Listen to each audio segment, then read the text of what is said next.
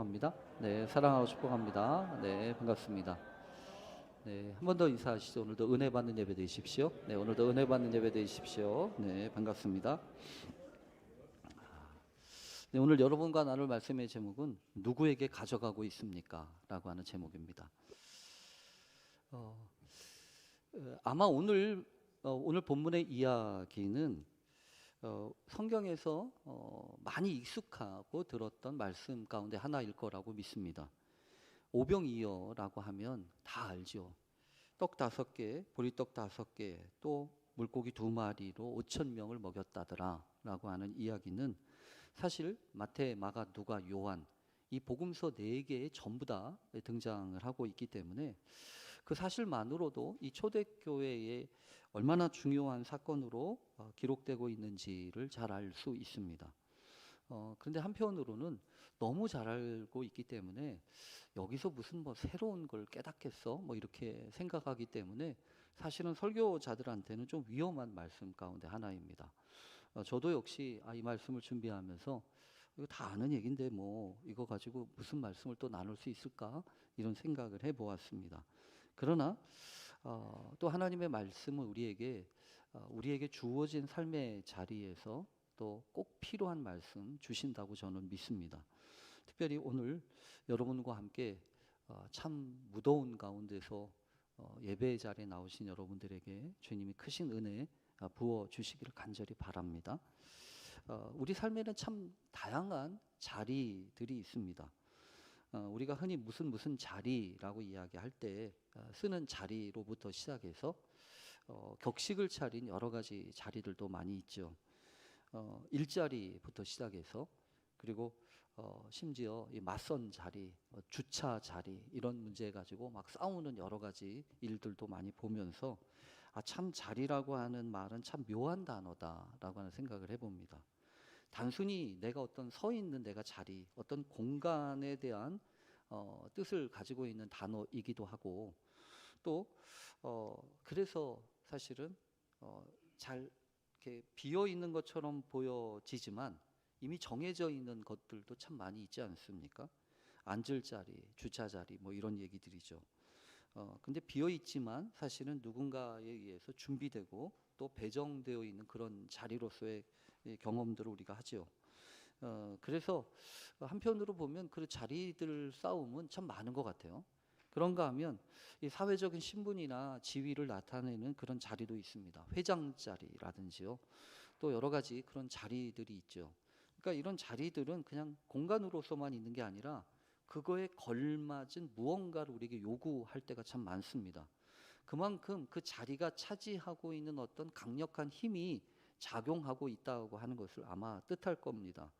그래서 이 맞선 자리 뭐 이렇게 얘기하면 그것은 그냥 함부로 갈 수 있는 자리가 아니지 않습니까?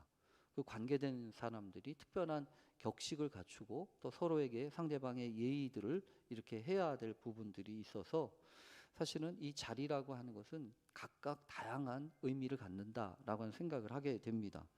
근데 우리가 놓치기 쉬운 것 중에 한 가지가 이런 부분입니다. 처음부터 언제나 우리에게 주어져 있는 것은 아니라는 사실입니다. 때로 우리는 스스로 어떤 자리를 마련하려고 애를 씁니다.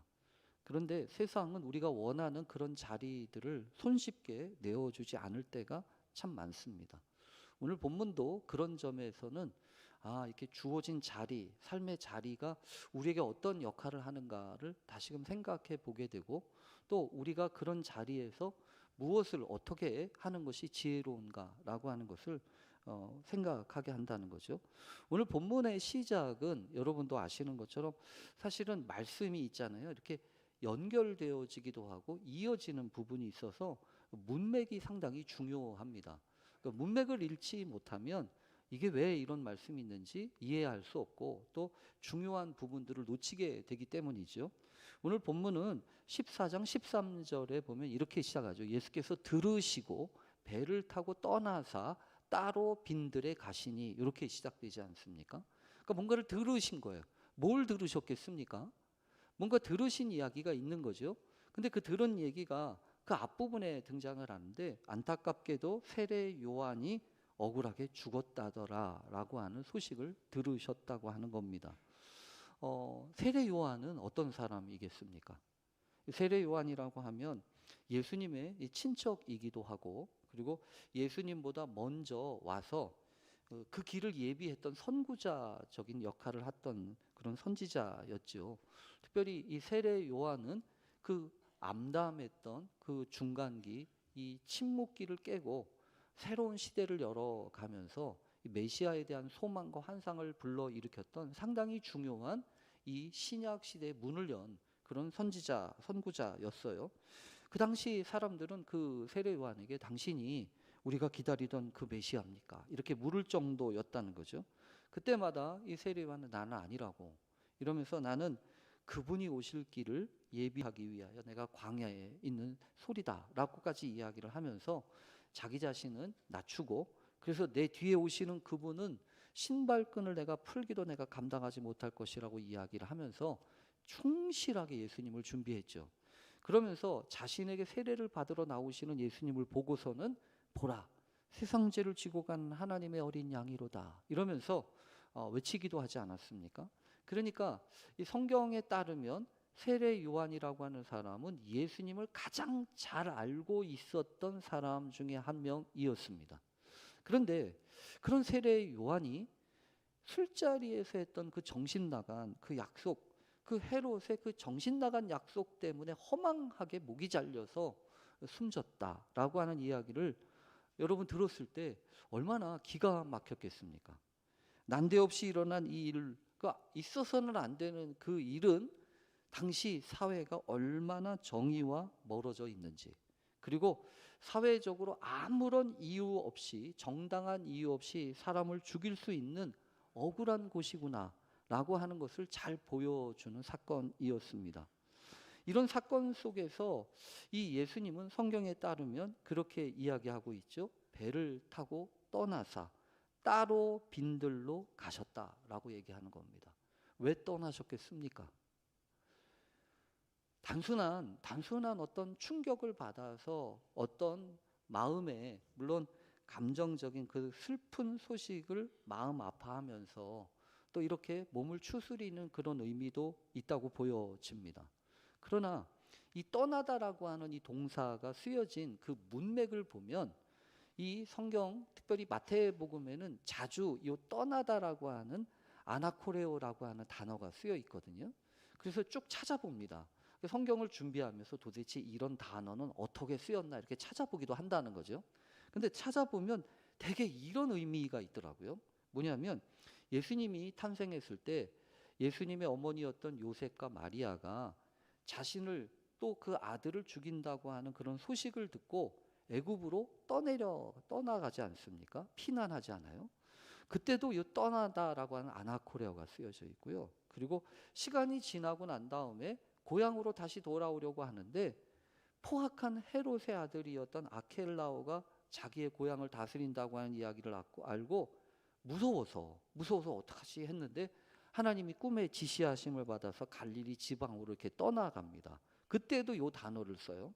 그리고 예수님이 사역 초기에 세례 요한이 잡혔다라고 하는 이야기를 들었을 때에도 성경에 보면 갈릴리로 물러나셨다 이렇게 표현할 때 쓰는 단어가 이 단어입니다.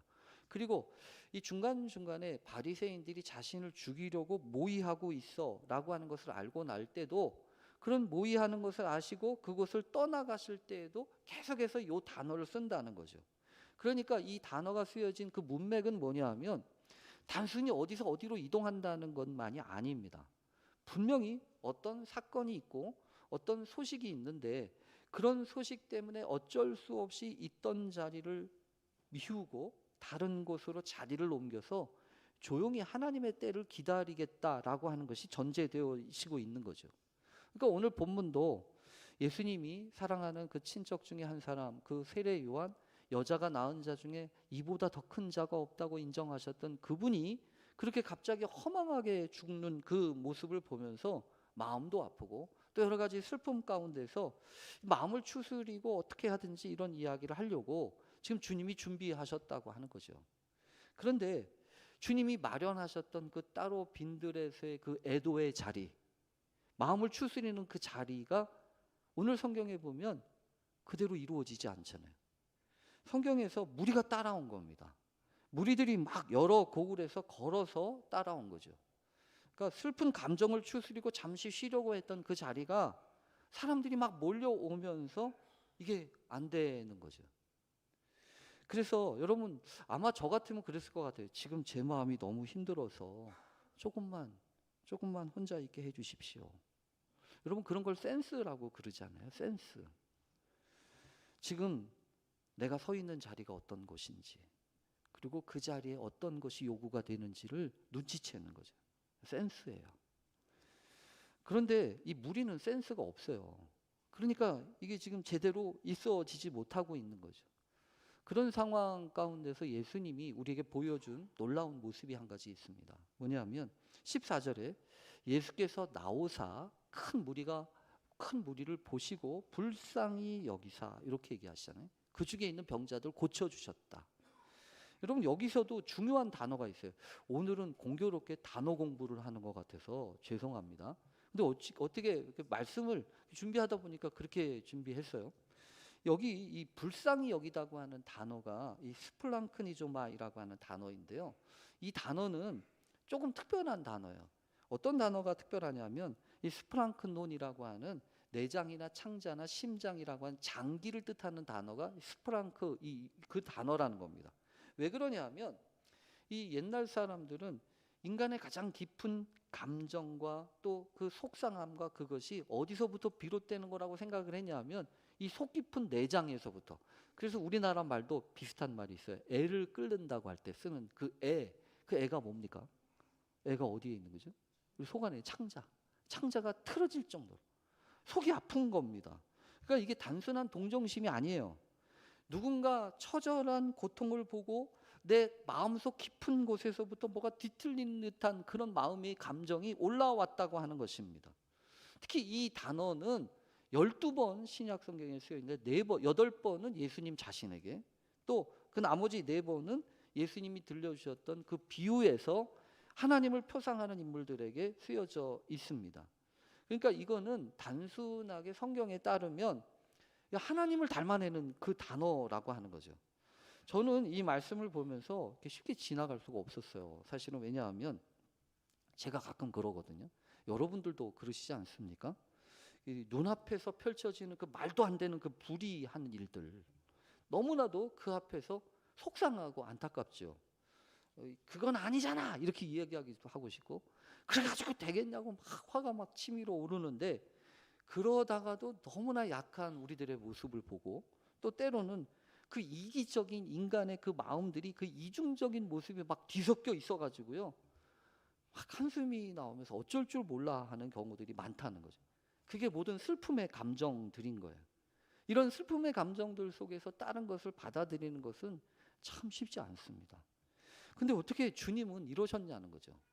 그 슬퍼서 따로 빈들에 가서 몸을 추스릴 정도로 좀 속상하고 안타까운 가운데서도 자신을 찾아 나온 그 무리들을 보시면서 나와서 그들을 보시고 불쌍히 여기셨다는 거예요. 그러니까 여러분 이 말씀 우리에게 상당히 큰 도전을 하나 하더라고요. 뭐냐면 이런 겁니다. 우리는 흔히 그런 생각을 할 때가 있죠.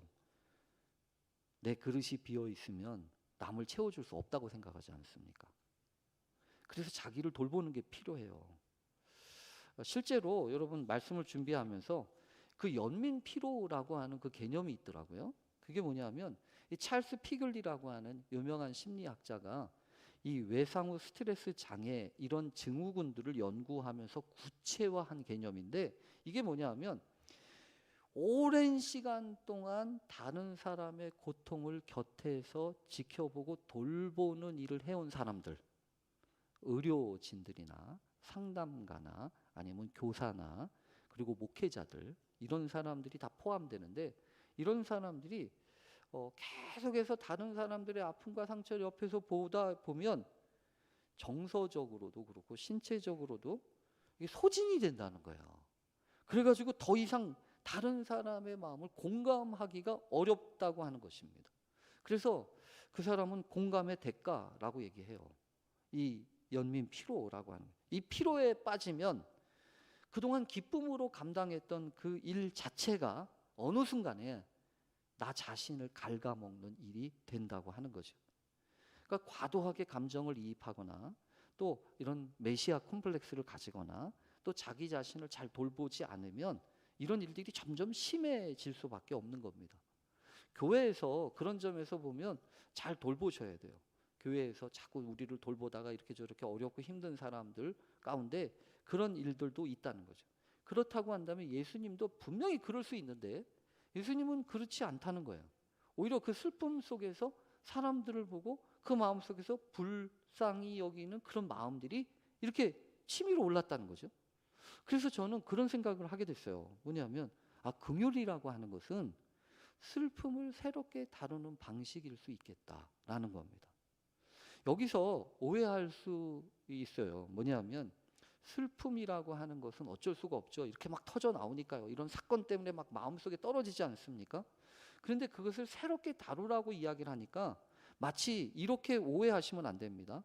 슬픔을 빨리 극복해야지 왜 거기에 있냐 이렇게 생각하거나 그걸 억눌러야지 왜 자꾸 거기에 빠져드냐, 없었던 일처럼 그렇게 넘어가라 라고 하는 뜻이 아닙니다. 예수님도 세례 요한의 죽음을 절대로 가볍게 여기지 않으셨잖아요. 배를 타고 빈 들로 떠나가신 그 행동 자체가 슬픔을 정직하게 감당하려고 하는 주님의 흔적이 아니겠습니까? 그러니까 슬픔은 슬픔대로 온전히 겪어야만 합니다. 그래야 된다는 거예요. 그럼에도 불구하고 우리는 그런 경우가 있죠. 그 슬픔이 너무 지독해가지고 도무지 빠져나올 수 없고 다르게 반응할 힘조차 남아있지 않게 되는 경우가 있다는 겁니다. 그때 여러분 오해하시면 안 돼요. 믿음이 부족해서가 아닙니다. 그건 믿음이 부족해서 하는 게 아니에요. 슬픔의 무게는 사람마다 다 다르고 어떤 슬픔은 평생을 두고 씨름해야 하는 것들도 분명히 있습니다.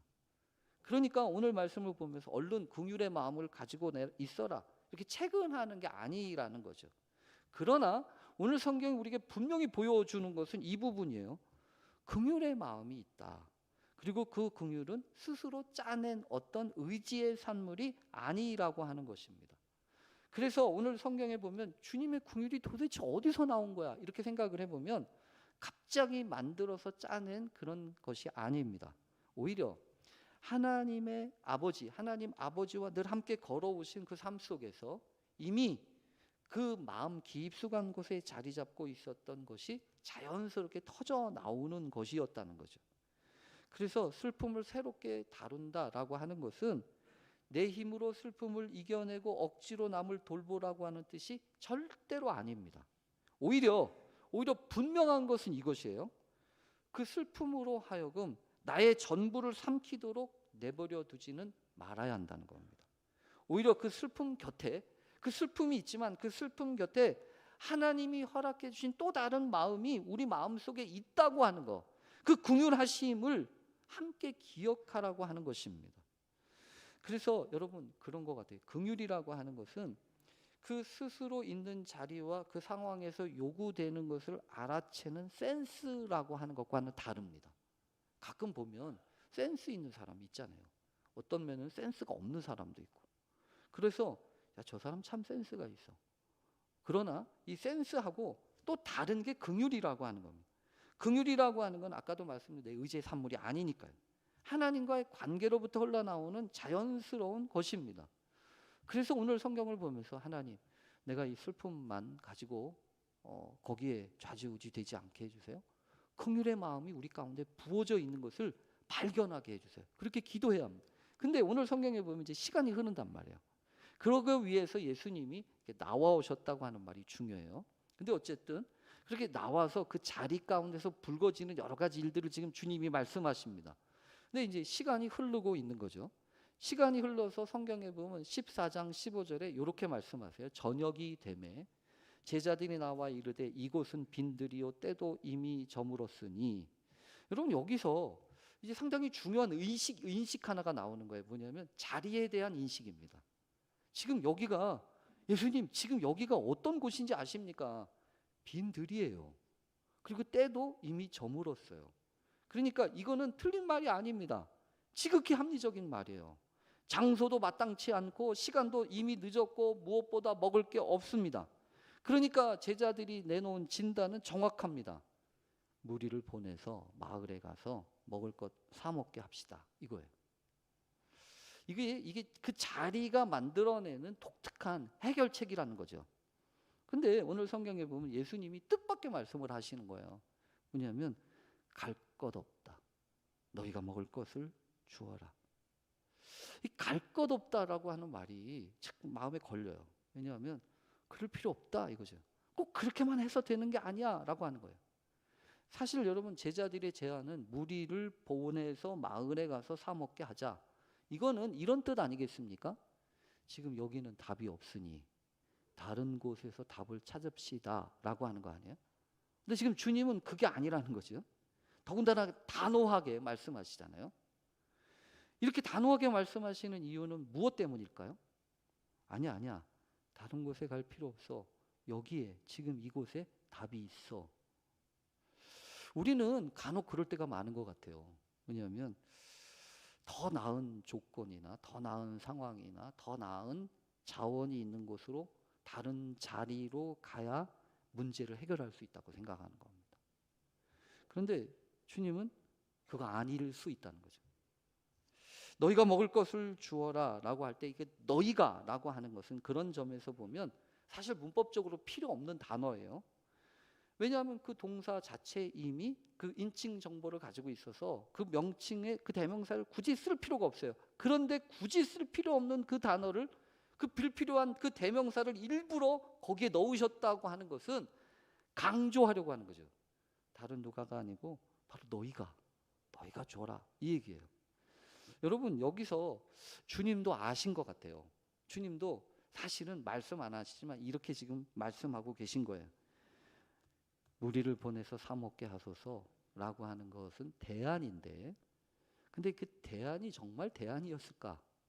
어쩌면 책임을 다른 곳으로 넘기는 그 방식 아니야? 이런 거죠. 마을로 보낸다고 한다면 그 다음부터는 당연히 각자의 몫입니다. 우리 책임이 아니라는 거죠. 어쩌면 제자들은 이 말들을 통해서 이런 얘기를 하고 있는지도 모르겠어요. 이런 문제 우리는 감당 못합니다. 이런 말이에요. 예수님은 분명히 이런 진단 자체를 부정하지는 않으셨습니다.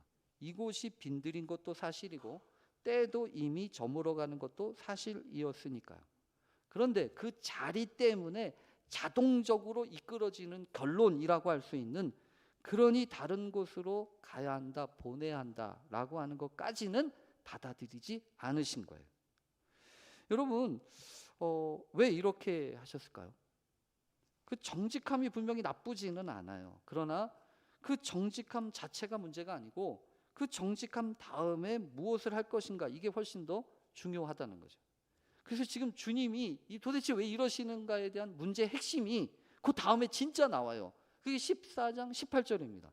그게 뭐냐면 이르시되 그것을 내게로 가져오라. 여러분 이 흔한 흔정인데요. 이 말씀을 가지고 오랫동안 묵상하면서 주님이 이렇게 얘기하지는 않으셨구나. 걱정하지 마라. 다 잘 될 거야. 이렇게 막연하게 말씀하신 게 아니라는 거죠. 그런데 뭐라고는 분명히 얘기하시는 그것을 내게로 가지고 오라는 거예요. 그것이 무엇이었을까요? 이 말씀은 그들에게 있어서는 실제적이고 구체적인 말씀입니다. 그 붙들고 있는 뭔가가 있으니까요. 분명히 이 말씀은 제자들의 손에서 무언가를 내려놓아야 하고 그것을 가져가야 한다고 하는 것입니다. 그게 뭐죠? 보리떡 5개, 물고기 2마리. 그거 아닙니까? 어쩌면 이날 그것은 그곳에 있었던 사람들의 마지막 저녁 끼니였는지도 모릅니다. 제자들이 가지고 있었던 최소한의 안전핀 같은 거 말입니다. 근데 그거 내놓으라고 하는 거죠. 그러니까 여러분 참 이거는 어려운 부분인 것 같아요. 실제로 내 손에 쥔 것을 내려놓아야 하는 그 순간이 있다고 하는 것을 전제로 하니까요. 근데 흥미로운 건 이 부분이에요. 제자들이 알겠습니다. 내려놓겠습니다. 라고 결심하는 그런 장면은 본문 어디에도 없어요. 그냥 가져간 겁니다. 그냥. 그러니까 여러분, 제자들이 가지고 있던 것을 그대로 내려놓을 수 있었던 것은 도대체 왜 그랬냐는 거예요. 자기들 스스로가 무언가를 확인하고 계산해서 안심했기 때문일까요? 아니면 도덕적으로 결단하는 그 힘 때문에 그렇게 했을 거라고 생각하십니까? 저는 그거 아닌 것 같다는 거죠. 그런 걸 가지고서는 이게 일어나지 않는 겁니다. 상황은 조금도 나아지지 않았고 여전히 빈들이고 여전히 저물어 있었고 여전히 5개 떡, 물고기 2마리, 눈에 보이는 것은 하나도 달라지지 않았습니다. 달라진 것은 오직 하나였다는 거죠. 그들에게 들려온 그 말씀 하나입니다. 갈 것 없다. 너희가 먹을 걸 주어라.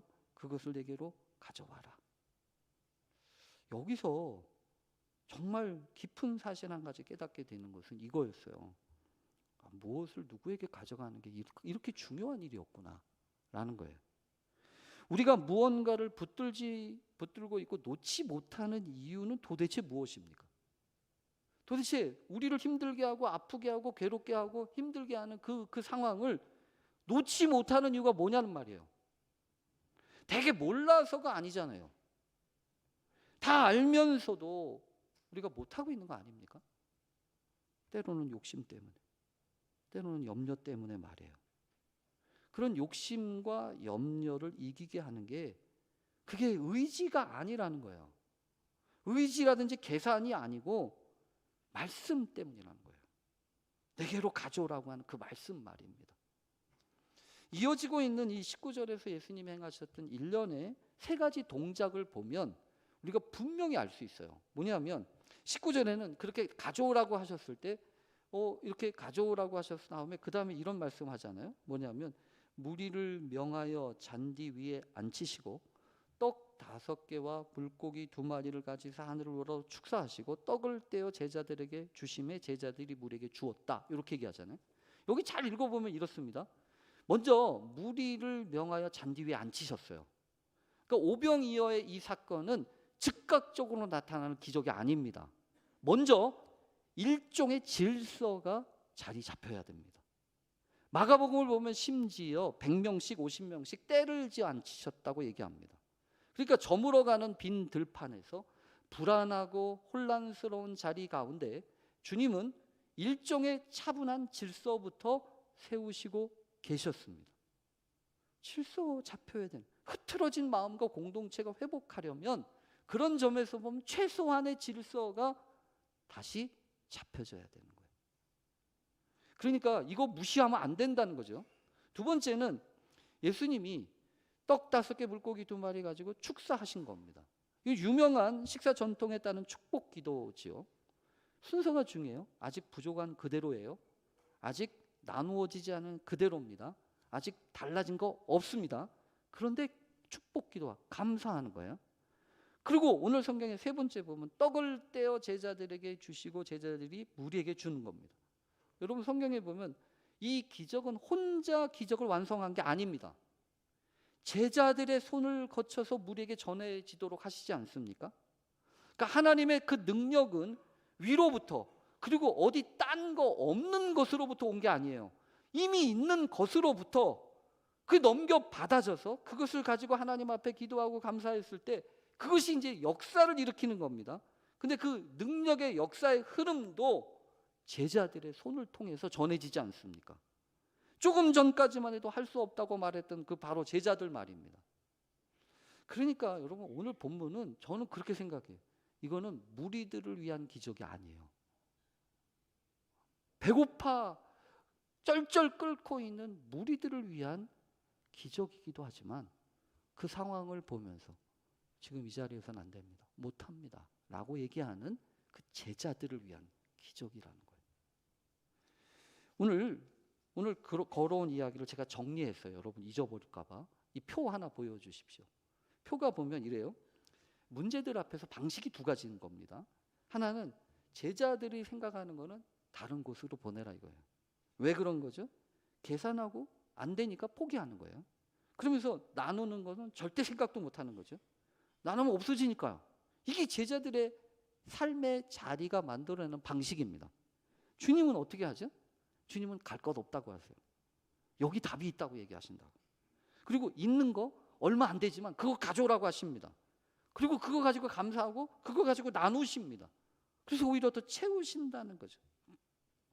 여러분, 이 모든 방향의 전환이 스스로 무언가를 보고 확신해서 일어난 게 절대로 아닙니다. 상황은 끝까지 똑같아요. 그러나 뭐가 바뀐 겁니까? 자리가 바뀐 거예요. 자리가. 오늘 이 말씀 보면서 여러분 다시 한번 고민하게 됐어요. 지금 내 손에 있는 떡 5개가 뭐지?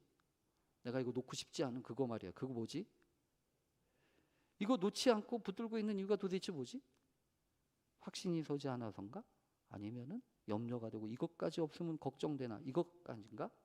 아니요. 다른 곳에 답이 있지 않다고 하십니다. 그거 가지고 오라고 하세요. 슬픔이 사라지기를 기다리신 후에 우리를 통해서 일하시는 분이 아닙니다. 여전히 아프고 여전히 지쳐 그래서 힘들고 어려워서 다 내려놓고 싶은 마음이 있지만 주님이 우리 안에 이미 허락하신 것들을 통해서 새로운 은혜를 만들어내실 수 있는 분이시기 때문에 그렇다는 거예요. 그래서 빈들은, 예수님이 찾아가셨던 그 빈들은 아무것도 없는 곳이 아니라 오히려 12바구니의 은혜가 시작되는 은혜의 자리였던 겁니다. 문제는 도대체 누구한테 가지고 가고 있냐는 거예요. 자식들한테, 부모님한테, 아내한테, 남편한테 자꾸 떠넘기지 마십시오. 그게 문제가 아니고 주님께 가져가야 돼요. 그래야 길이 보여요. 그래야 답이 보인다고. 그런 은혜를 누리는 저와 여러분 되시길 간절히 축원합니다. 우리 함께